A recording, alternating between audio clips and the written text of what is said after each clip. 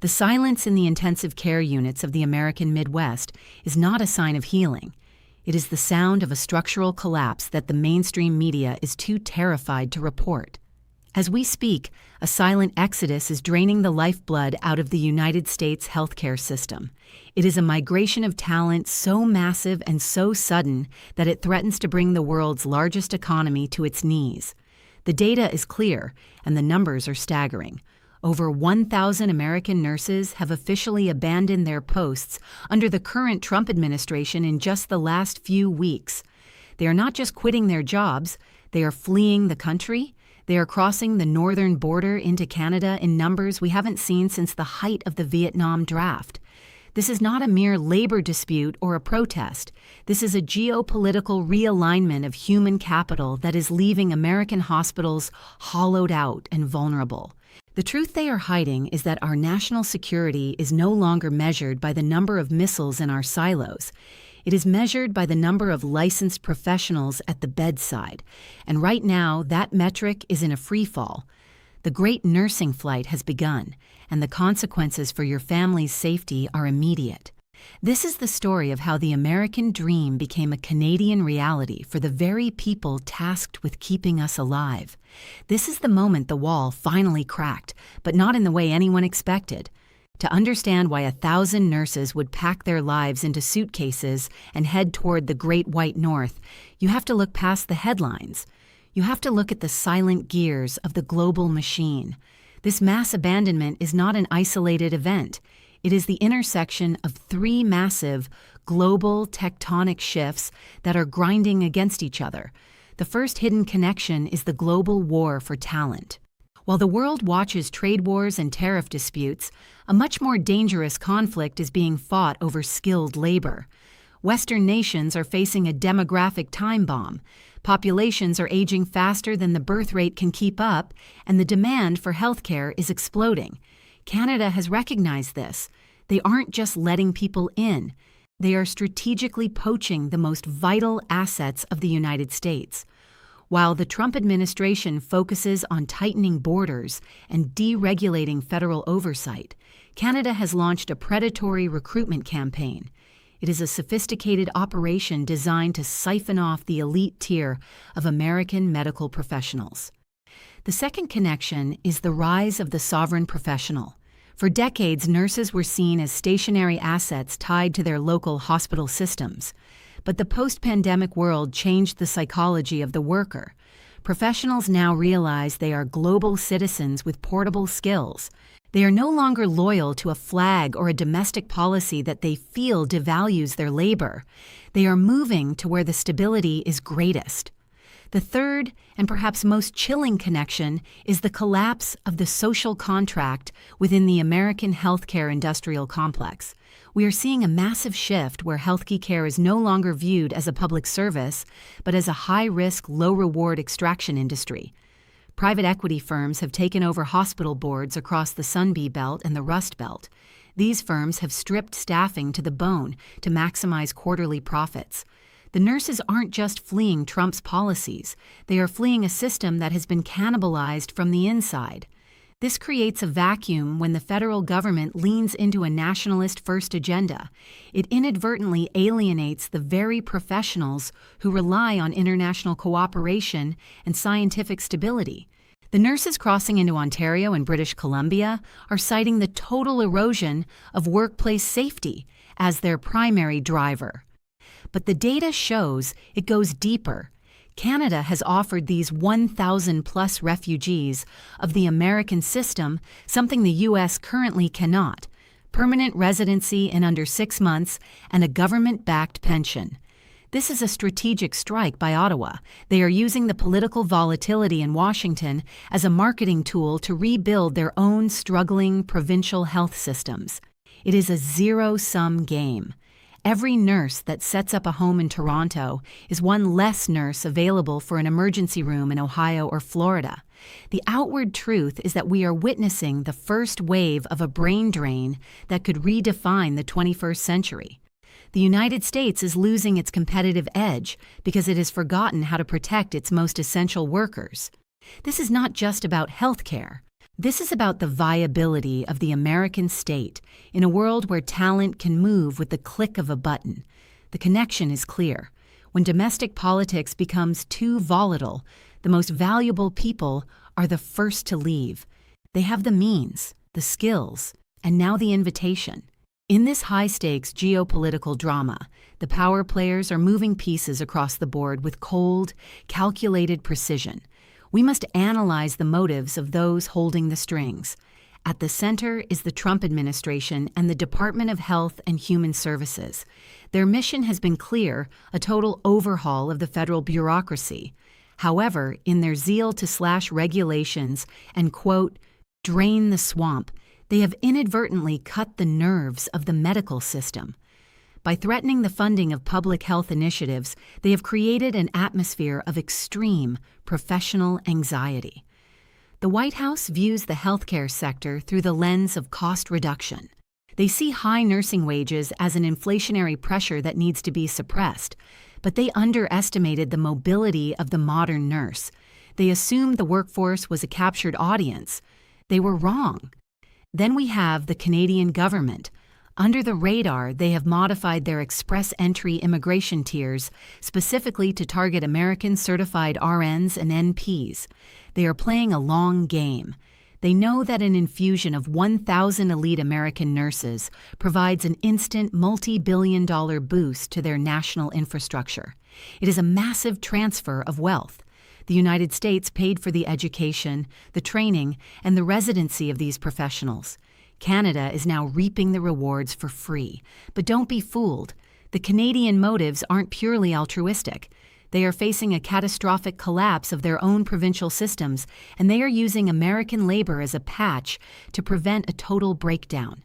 Behind the scenes, we must also look at the role of the big three private equity firms. They currently own or manage a staggering percentage of American hospital beds. Their motive is simple: profit margins. They have lobbied for laws that limit the liability of hospitals while simultaneously increasing the workload of the individual nurse. They are the silent partners in this exodus. By making the American workplace unlivable, they have served these nurses to Canada on a silver platter. The Pentagon is also watching this with growing alarm. A nation without a functioning healthcare reserve is a nation that cannot mobilize for a crisis. Internal memos suggest that the loss of specialized trauma and surgical nurses is reaching a critical readiness threshold. The military depends on the civilian sector for surge capacity. If the Canada flight continues at this pace, the U.S. will lack the domestic medical infrastructure to handle a large-scale national emergency. This is a strategic vulnerability that our adversaries are certainly noting. The European Union is also a quiet player here. They are watching the Canada-U.S. dynamic as a test case for their own recruitment strategies. If Canada successfully kidnaps a portion of the American medical elite, expect Germany and France to follow suit with even more aggressive blue card incentives. We are seeing a battle between the, quote, old world of national loyalty and the, quote, new world of professional leverage. The power players in Washington are still playing by the old rules. They believe that the, quote, greatness of the country is enough to keep people from leaving. But the nurses at the border are proving that greatness doesn't pay the rent or provide a safe staffing ratio. The motives are conflicting. The stakes are existential, and the losers are the American patients left in the waiting rooms. This is a strategic battle for the very future of human care. Let's talk about your wallet. Let's talk about your future, because the, quote, economic fallout of this nursing exodus is going to hit you faster than you think. When 1,000 nurses leave in a single wave, it creates a, quote, supply shock. In economics, when supply vanishes and demand stays the same, prices do not just rise, they explode. You are going to see this first in your health insurance premiums. Insurance companies are already recalculating their risk models for 2026 and 2027. They know that hospitals will have to pay double or triple the current rates for, quote, travel nurses to fill the gaps left by those fleeing to Canada. Those costs will be passed directly to you.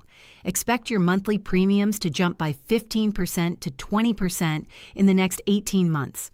This is the exodus tax that every American family will have to pay, but it goes deeper than just insurance. Think about the labor multiplier effect. One nurse supports the productivity of hundreds of workers. When a nurse is not available, a worker stays home to care for an aging parent or a sick child. This leads to a massive drop in national labor participation. The hidden economic cost of these 1,000 missing nurses is estimated to be in the hundreds of millions in lost GDP. Furthermore, look at the real estate ripple. The areas seeing the highest nursing departures are suburban hubs with large medical complexes. As these professionals sell their homes and leave, we are seeing a localized cooling of the housing market in Midtown corridors. This is wealth being sucked out of American communities and transferred to Canadian suburbs. Energy prices are also a factor. As the U.S. healthcare system becomes less efficient, it becomes more energy-intensive to maintain the same level of care. Wait times in emergency rooms are now averaging 6 to 10 hours in major metro areas. This isn't just a convenience issue, it's an economic one. Time spent in a waiting room is time not spent working, consuming, or contributing to the economy. We are looking at a stagnation loop driven by a lack of essential services. And what about your future security? If you have a 401k or a retirement fund, you likely have significant holdings in healthcare stocks. The volatility caused by this mass abandonment is making those stocks toxic. Investors hate uncertainty, and there is nothing more uncertain than a hospital that can't staff its operating rooms. The economic fallout is personal. It is the surgery that gets canceled. It is the prescription that doubles in price because the administrative costs have skyrocketed. It is the realization that the safety net you've been paying into your entire life is being unraveled by 1,000 small departures. This is the true cost of a fractured healthcare policy. Canada is essentially importing American economic stability while we are exporting our future. This is a trade deficit that no tariff can fix. The data is clear. A country that cannot retain its healers is a country that is heading for a fiscal heart attack. Your financial planning must now account for a system that is no longer reliable. What happens next? The 30-day forecast is grim, but it is backed by the hard data of current migration patterns and federal policy shifts. Within the next 10 days, we expect the Department of Labor to issue an emergency work order in an attempt to stabilize the healthcare workforce. This will likely backfire. History shows that when you try to force professionals to stay through restrictive licensing or federal mandates, it only accelerates the urge to leave. Expect to see border checks specifically targeting professionals with medical credentials. We are moving toward a reality where your degree makes you a restricted asset of the state. In the next 15 days, several major hospital chains in the Northeast will declare staffing insolvency. This is a legal term that will allow them to break union contracts and close unprofitable wards. This will trigger a second, even larger wave of departures. If the first 1,000 were the, quote, early adopters, the next 5,000 will be the, quote, mass market. By day 20, the Canadian government will likely announce a, quote, special humanitarian tier for American healthcare workers. This will be a formalization of the current quiet exodus. It will be a diplomatic slap in the face to the Trump administration. It will signal that Canada no longer views the U.S. as a stable partner in healthcare management. By day 30, the, quote, economic lag will hit the stock markets. We will see a sharp correction in the healthcare sector as Q1 earnings reports reveal the true cost of the staffing crisis. The 30-day forecast also predicts a, quote, civilian surge. As news of the nursing flight spreads, ordinary citizens will begin to panic, buy medical supplies. We are looking at a shortage of basic goods, gauze, antibiotics, and home care kits as people realize they may have to become their own first responders. The data suggests that the breaking point is closer than the government is willing to admit. They are playing a game of chicken with a workforce that has already started its engines and headed north. This is not a maybe. This is a mathematical certainty based on the current burnout rate and the incentive gap between Washington and Ottawa. The next month will be a period of high volatility. It will be the time when the invisible crisis becomes a national emergency. The final verdict is this: the mass abandonment of the American healthcare system by over 1,000 nurses is the canary in the coal mine. It is a signal that the infrastructure of the United States is no longer seen as a safe harbor for the people who keep it running. The true cost of this event is the loss of trust. When the healers leave, the soul of the nation is at risk. We are witnessing the Canadian solution to an American problem, and the price is being paid by you. This is the moment of truth.